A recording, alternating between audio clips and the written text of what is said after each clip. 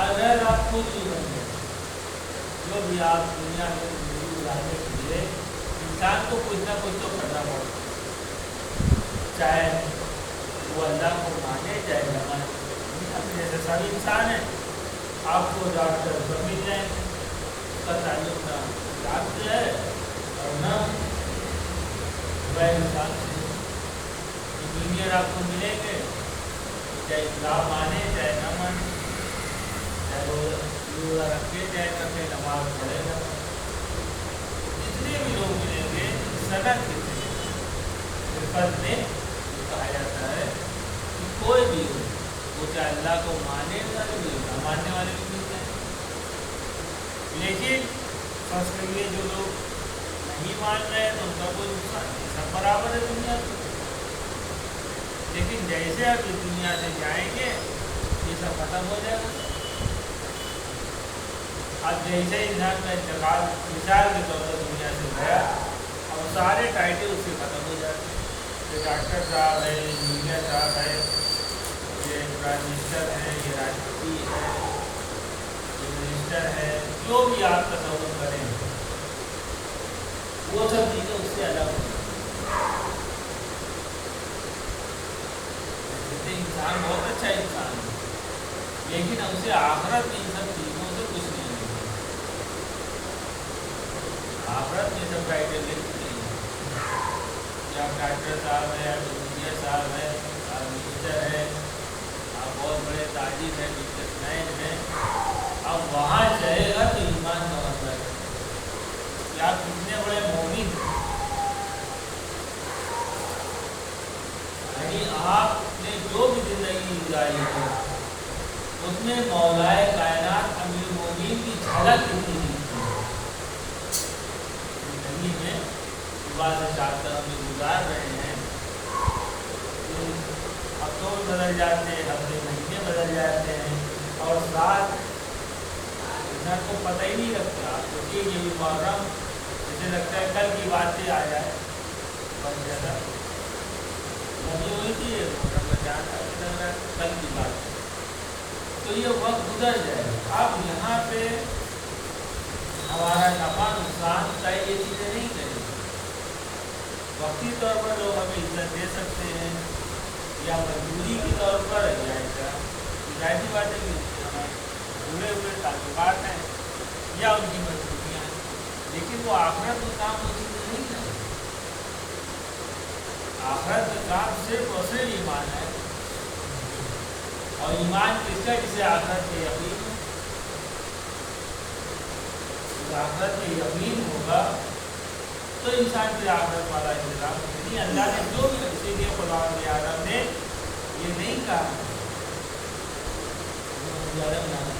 कि ज़्यादा कसरत या किल्लत नहीं कहा, वो कमर छठे फरमाता मोहम्मद वाले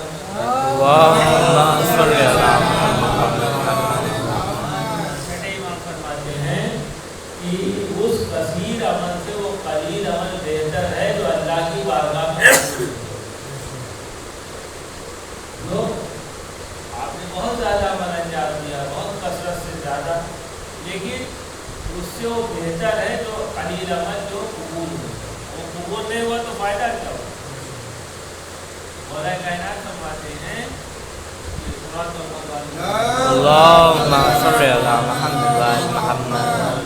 बहुत से ऐसे रोज़ेदार हैं जिनको रोज़े से भूख के अलावा कुछ नहीं, और बहुत से ऐसे नमाजी हैं जिनको नमाज से थकान के अलावा कुछ नहीं। और कसरत हो जाती है, थोड़ी चर्बी गल जाती है और फैट खत्म हो जाती है, इसके अलावा उन्हें एक्सरसाइज के अलावा कुछ नहीं। ये कौन कह रहा? ये अमीरुल मोमिनीन अली इब्न अबी तालिब कह रहे हैं। तो मौला यही छड़े कि उस कलील अमल बेहतर है कसीर से जो कबूल हो जाए। फिर मौला कहते हैं अगर वो अमल कबूल हो गया तो कलील देगा, तो अल्लाह की बारगाह में कबूल हो जाए अमल तो छोटा कहा। इसीलिए मौला फरमाते हैं दुनिया में चाहे छोटी से छोटी बुराई हो, बड़ी से बड़ा कभी ये नकल हो सकता है वही तुम्हारे जहन्नम में जाने का सबब बन जाएगा, जन्नत में से तुम्हें महरूम कर दे। और छोटी से छोटी नेकियों को न छोड़ो, हो सकता है वही तुम्हारी मग़फ़िरत का बायस बने। जब भी तुम्हें मौका मिले तो नेकियां अंजाम दो, मौका मिले तो ऐसा बंदा है तो अपनी बुराई से छोटा समझ के न कर लो कि छोटा गुनाह है, क्योंकि तुम इसके मुकाबले में कर रहे हो। या आप जा रहे थे साथ में, मान लो कि लोग अखलाकत माना जाता है, जैसे हराम नहीं है सिगरेट पीना, लेकिन वो अखलाकत बुरा समझा जाता है, जामा पहुँचा है। तो आप जा रहे थे साथ में सिगरेट पीते हुए, यही बात है, लेकिन कोई मोहल्ले का कोई बुजुर्ग मिला तो आपको शर्म लगेगी, कहीं कोई ख़ानदान का बुजुर्ग मिला तो और शर्म लगेगी, कहीं कोई माँ बाप आ गए तो और शर्म लगेगी। तो जैसे जैसे इंसान का मर्तबा बढ़ता जाता है गुनाह वही होता है। भाई सिगरेट हम साथ में चौराहे पी रहे थे, बच्चे के साथ नहीं पी रहे थे, क्योंकि बड़ा दिखा तो थोड़ा सा लिहाज किया उसके सामने धुआं न जाए, और कोई मोहल्ले का मिल गया तो उसका लिहाज किया, तो ख़ानदान का मिल गया तो और ज़्यादा लिहाज हुआ, सिगरेट छिपा ली, माँ बाप के सामने आ गए तो सब पका गए। काम वही है, लेकिन जैसे जैसे मर्तबा व अज़मत बढ़ती जाती है तो गुनाह की क्वालिटी बढ़ती चली जाती है। है थोड़ी सी यही एक सिगरेट पी रहे थे, आप कसूर करें, लेकिन वही इमाम कहते हैं वो गुनाह इसके मुकाबले में करते हैं तो गुनाह कबीरा बन जाता है, वो छोटा गुनाह भी, क्योंकि आपने अल्लाह की अजमत को हल्का समझा, क्योंकि आप उसके सामने जो हाजिर भी है नाजिर भी है, जो देख रहा है। आप तसव्वुर करें कि हमारे माँ बाप सामने होते तो हम सिगरेट पीने का ख्याल पैदा ना होता, खराब नहीं, लेकिन अजमत है उनकी, एक एहतराम है। तो खुदा वंदे आलम हाजिर नाजिर है, उसके सामने उसके मुल्क में उसकी बगावत कर, ये अक्ल के खिलाफ है। शैतानी में धोखा ये तो होता है कि शैतान हमेशा दुनिया को सजा के पेश करता है। ये नफ्स जो होता है इंसान को बहुत बड़ा धोखेबाज होता है। क्यों? क्योंकि गलत चीज़ को सही बता के और कहते हैं इसमें ज़्यादा फायदा है, खुदा वंदे आलम से ज़्यादा काबिल बन जाता है, अल्लाह के रसूल से बेहतर अपने को समझने लगता है। यही शिर्क होता है। जो शिर्क कहा जाता है अल्लाह खाने में यहाँ वहाँ, ये सब शिर्क नहीं होता है। शिर्क है क्या?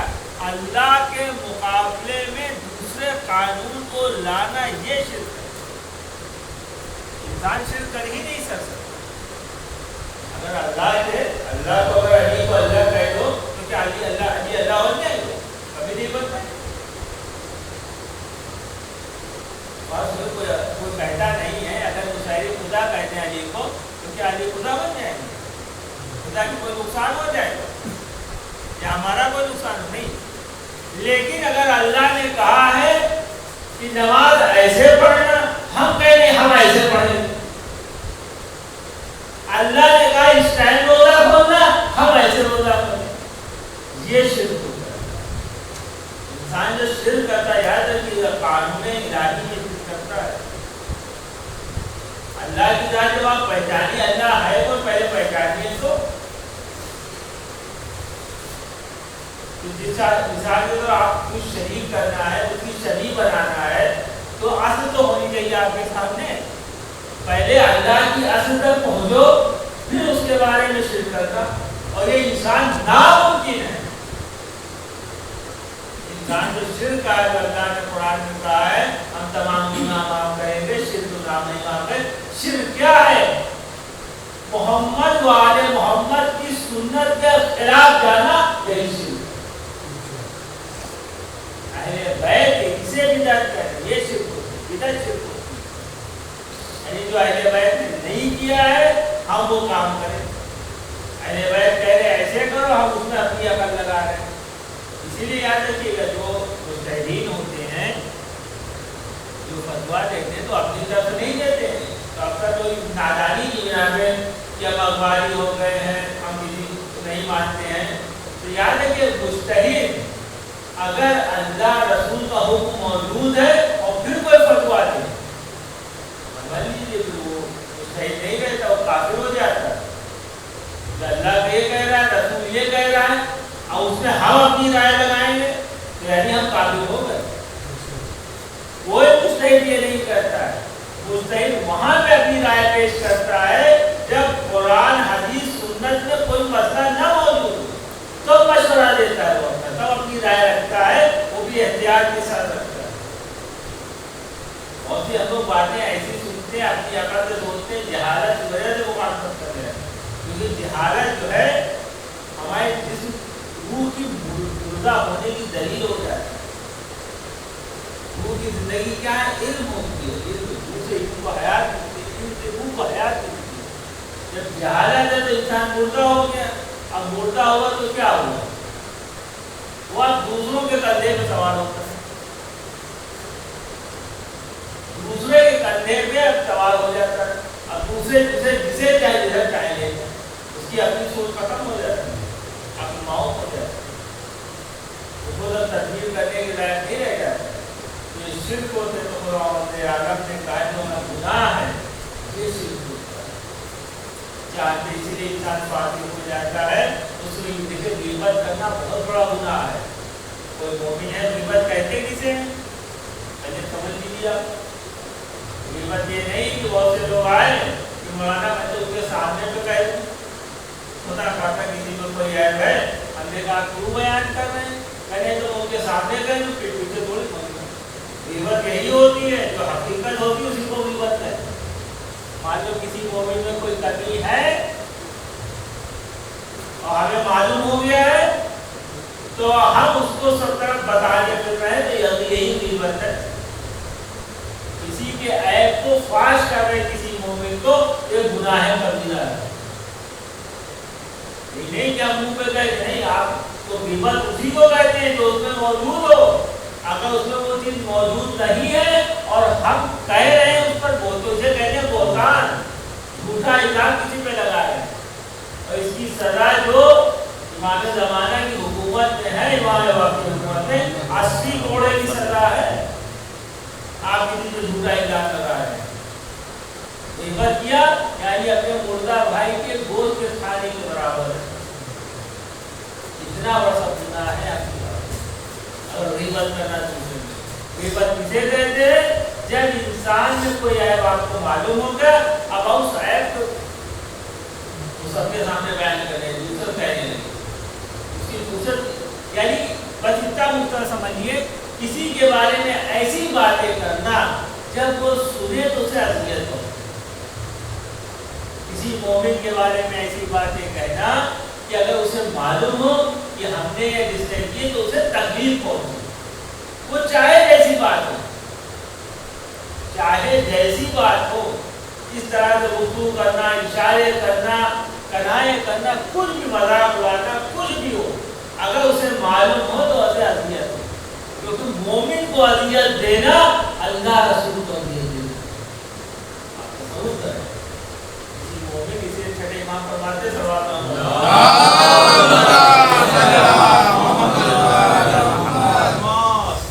ہمارے ساتھ کچھ نیکی کرنے کے ارادہ رکھتے ہو تو ہمارے چاہنے والوں کے ساتھ نیکی کرو، یعنی آپ اور اگر یہ تھا تو آپ نے برائی کی یعنی گویا امام کو اذیت کی۔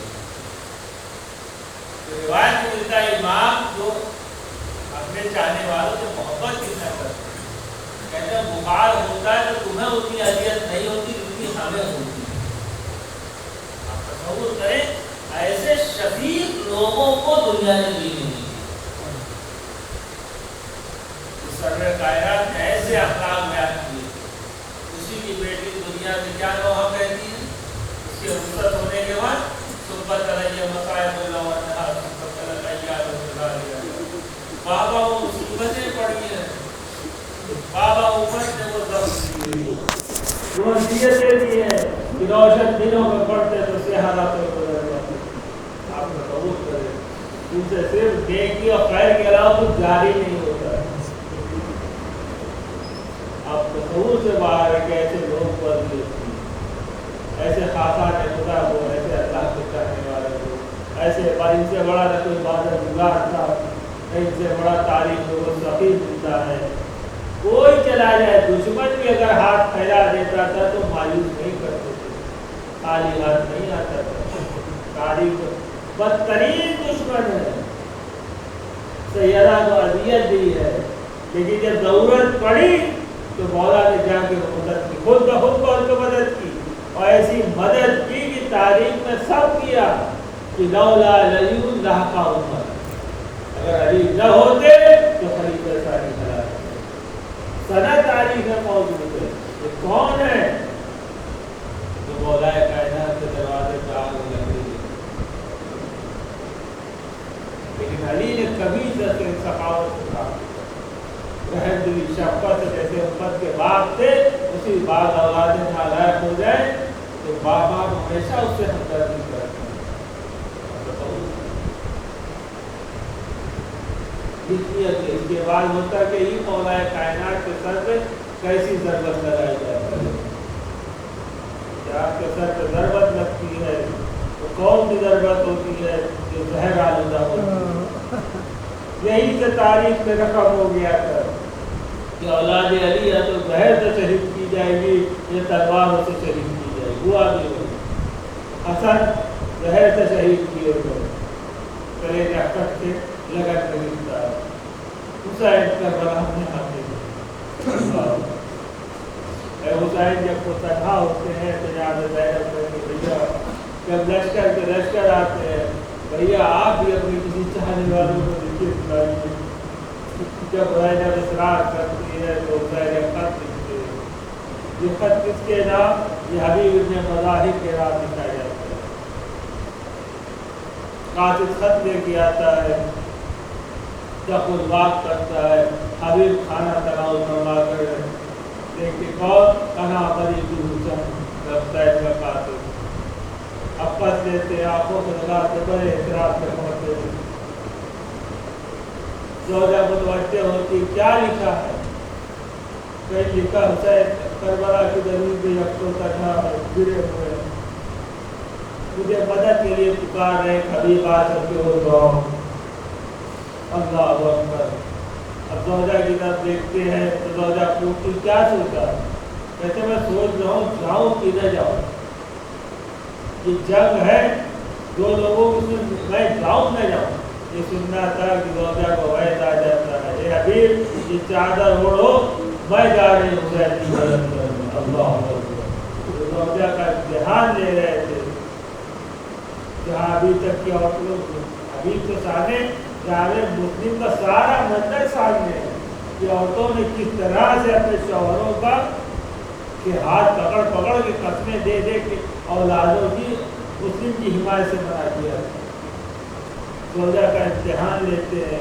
پھر مسلم فرماتے میں تو تمہارا امتحان لے رہا تھا، اب تو حبیب کس طرح سے جاتے ہیں. غلام سے کہتے ہیں کہ فلاں دروازے پہ کھڑے ہو جاؤ، میں آؤں گا. اللہ اکبر. اب وہاں جاتے ہیں تو حبیب کو آنے میں دیر ہوتی ہے. گھوڑا رونے لگتا ہے، غلام بھی رونے لگتا ہے. کہتے ہیں اب تو پاپا اگر پریشان نہ ہو، اگر میرا آقا آج نہیں آیا تو میں خود اس کو سوار ہو کر میں چلوں گا. حسین یعنی جانور بھی تڑپ رہے تھے. حسین کا ایسی مصیبت، کائنات تڑپ رہی تھی، ذرہ ذرہ رو رہا تھا. فاطمہ کا بیٹے پہ کیسی اذیت آ رہی ہے. انسان تو اہل بیت کو اذیت دے سکتے ہیں لیکن جانور اختیاری حالت میں اہل بیت کو اذیت نہیں دے سکتے. لیکن یہ مان کرتے کہ ہے ہم آپ بھول سکتے ہیں لیکن جانور نہیں بھولتے. تاریخ پوری کربلا کی جانوروں کی وفاداری سے رکھا. اللہ اکبر. تصور کریں کہ جب حبیب آتے ہیں اور گھوڑے پہ سوار ہو کر کربلا کی زمین پہ پہنچتے ہیں. کربلا میں پہنچے تھے تو پھر جا کے خبر دیتی کہ نعرے تکبیر کس سے غلط ہونے کی وجہ کیا ہے. تو معلوم ہوتا ہے یہاں وجہ کو بتایا جاتا ہے یہاں حبیب امام حسین کے بچپنے کے دوست تشریف لائے. اللہ اکبر. تو جناب حبیب کو جناب زینب سلام پہلا کے سلام کرتی ہے. تو جب علی بابا بھیج دیتے ہیں آگے کربلا پاپے سے یہ وقت آ گیا ہے کہ فاطمہ کی بیٹی مجھے سلام ہوئی اللہ اے حبیب ابھی عاشورہ نہیں آیا ہے ابھی تو زینب کا پردہ سلامت ہے حسین کے پیادے بھی نہیں ہیں بچے سلامت ہے لیکن یہی حسین کربلا کے زمین پہ ہوں گے یہی حسینوں کے بعد ہے کہ عادت حسین تو وہ ظلم ہوگا جب فضا کی عمر کرے گی یا کون سا کام ہے تو حسین اپنے زینب سے فضا کہے گی شہزادی گھوڑوں کی نامزدگی ہو رہی ہے صبح سے گھوڑے جنگ کر کے نالے گر گئی ہیں تو دوبارہ نالے چڑھائی جا رہی ہے کیوں کیونکہ حسین کے لاش کو پامال کرنا ہے کربلا کی زمین پہ جب بھی کوئی لاٹا رکھا جاتا تھا کوئی نہ کوئی بڑھ کے آتا تھا میری دور کی رشتے داری ہے میرے دور کے قبیلے والے ہیں میری فلاں رشتے داری ہے میرے محلے کے ہیں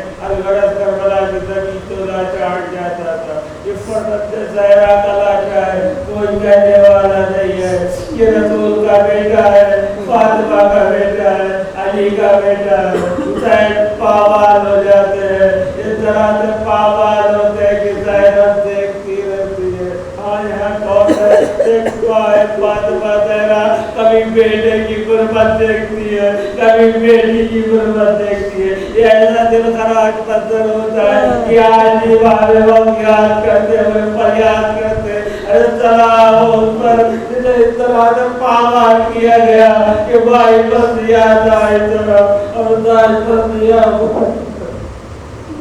اللہ